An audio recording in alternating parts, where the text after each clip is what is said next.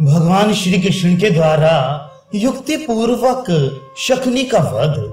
नारद जी कहते हैं, राजन, शेष दैत्यों को लेकर नाना प्रकार के अस्त्र शस्त्र धारण किए बलवान वीर शकुनी दिव्य मनोहर अश्व उच्च शिरवा पर आरूढ़ हो क्रोध से अचेतसा होकर धनुष की टंकार करता हुआ भगवान श्री कृष्ण के भी सम्मुख युद्ध करने के लिए आ गया। रण दुर्मत दैत्य शकुनी तथा उसकी सेना का पुनः आगमन देख समस्त वृषणी वंशियों ने अपने अपने आयुध उठा लिए। उस समय दैत्यों का यादवों के साथ घोर युद्ध हुआ। वीरों के साथ वीर इस तरह जूझने लगे जैसे सिंहों के साथ सिंह लड़ रहे हों। राजन, मेघ की गर्जना के समान बारंबार कोदंड की टंकार करता हुआ शकुनी सबके आगे था। उसने नाराजों द्वारा दुर्दिन उपस्थित कर दिया। बाणों का अंधकार छा जाने पर शांग धनुष धारण करने वाले भगवान गरुण ध्वज अपने उस धनुष से उसी प्रकार सुशोभित हुए जैसे इंद्र धनुष से मेघ की शोभा होती है। साक्षात भगवान श्री कृष्ण ने अपने एक ही बाण से लीला पूर्वक असुर शकुनी के बाण समूहों को काट डाला। मिथिलेश्वर, युद्ध में अपने कोदंड को काम तक खींचकर शकुनी ने भगवान श्री कृष्ण के हृदय में 10 बाण मारे। तब प्रलय समुद्र के महान आवर्तों के भीषण संघर्ष के समान गंभीर नाद करने वाली शकुनी के धनुष की प्रत्यंचा को श्री कृष्ण ने 10 बाणों से काट डाला। नरेश्वर, मायावी दैत्य शकुनी सबके देखते देखते 100 रूप धारण करके श्री हरि के साथ युद्ध करने लगा। तब साक्षात भगवान श्री कृष्ण एक सहस्त्र रूप धारण करके उस दैत्य के साथ युद्ध करने लगे। वह अद्भुत सी बात हुई। बलवान दैत्यराज शकुनी ने मयासुर के बनाए हुए अग्नि तुल्य तेजस्वी त्रिशूल को घुमाकर उसे श्री हरि के ऊपर चला दिया। तब कुपित हुए परिपूर्णतम महाबाहु श्री हरि ने उस त्रिशूल को वैसे ही काट दिया जैसे तीखी चोंच वाला गरुण किसी सर्प को टूक टूक कर डाले। तदनंतर क्रोध से भरे हुए महाबाहु श्री हरि ने शकुनी के मस्तक पर अपनी गदा चलाई तथा उस वज्रतुल्य गदा की चोट से उस दैत्य को घोड़े के नीचे गिरा दिया। गदा की चोट से पीड़ित हुआ दैत्य क्षण भर के लिए मूर्छित हो गया। फिर युद्ध स्थल में अपनी गदा लेकर वह माधव के साथ युद्ध करने लगा। उस समय रणमंडल में गदाओं द्वारा उन दोनों के बीच घोर युद्ध हुआ। गदाओं के टकराने का चट-चट शब्द वज्र के टकराने की भांति सुनाई पड़ता था। श्री कृष्ण की गदा से चूर-चूर होकर शकुनी की गदा पृथ्वी पर गिर पड़ी। वे युद्ध में सबके देखते देखते अंगार की भांति देखने लगी जैसे पर्वत की कंदरा में 2 सिंह लड़ते हों, जैसे वन में 2 मतवाले हाथी जूझते हों, उसी प्रकार सम्रांगण में वे दोनों श्री कृष्ण और शकुनी परस्पर युद्ध करने लगे। शकुनी ने श्री कृष्ण को 100 योजन पीछे कर दिया और श्री कृष्ण ने उसे भूतल पर सहस्त्र योजन पीछे ढकेल दिया।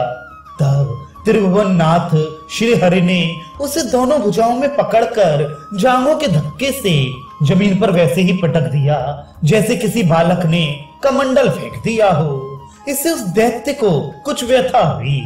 फिर उस युद्ध दुर्मत दुराचारी शकुनी ने जारुदी पर्वत को पकड़कर उसे श्री कृष्ण पर चला दिया।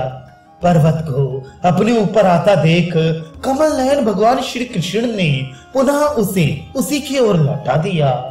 इस प्रकार जय शब्द का उच्चारण करते हुए वे दोनों एक दूसरे पर उसी पर्वत के द्वारा प्रहार करते रहे। राजन, उस पर्वत के आघात से उन दोनों ने चंद्रावती पुरी को भी चूर्ण कर दिया।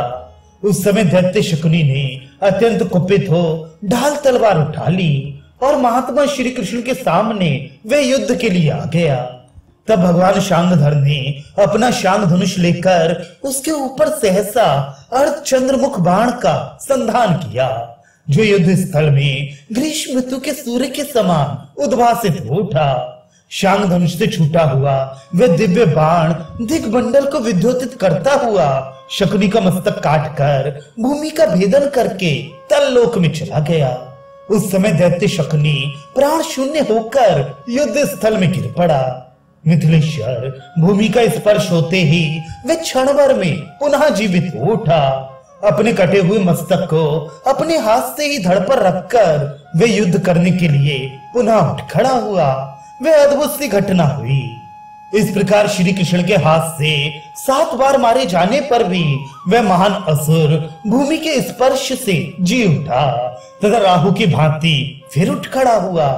अब वह अकेले ही यादव कुल का संहार करने के लिए उद्यत हुआ। वन में दावानल की भांति उस शक्तिशाली महादैत्य ने तत्काल यादव सेना में प्रवेश किया।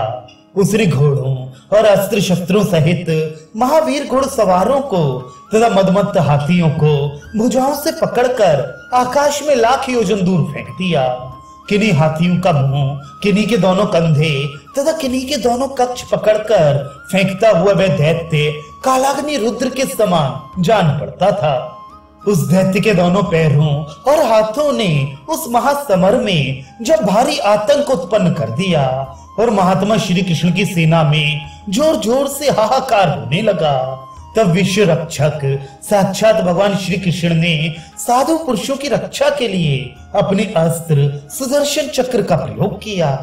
उनके हाथ से छूटा हुआ तीखा सुदर्शन चक्र प्रलय काल के कोटि सूर्यों की दीप्तिमती प्रभा से प्रज्वलित हो उठा।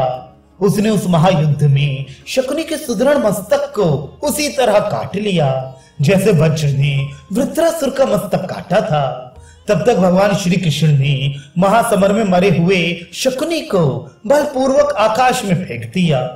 फिर श्रीपति ने यादवों से कहा, तुम लोग इसके शरीर को बाणों से ऊपर ही ऊपर फेंकते रहो।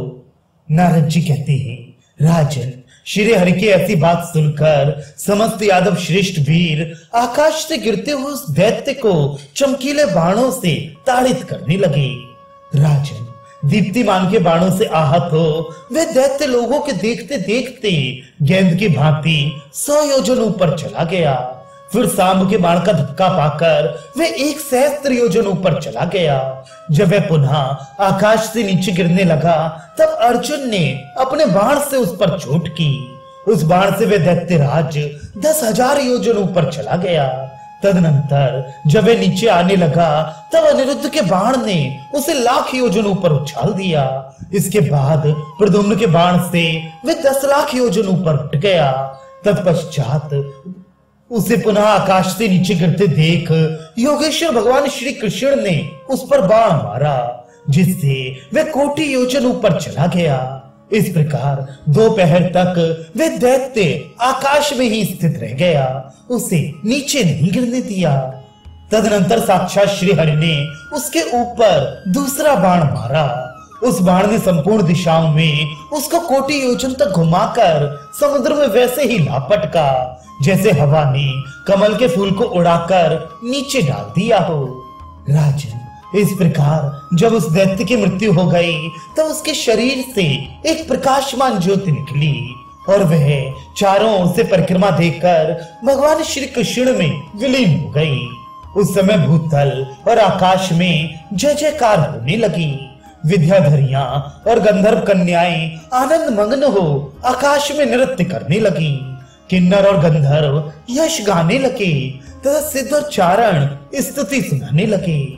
समस्त ऋषियों और मुनियों ने श्री हरि की भूरी भूरी प्रशंसा की। ब्रह्मा, रुद्र, इंद्र और सूर्य आदि सब देवता वहां आ गए और श्री कृष्ण के ऊपर फूलों की वर्षा करने लगे।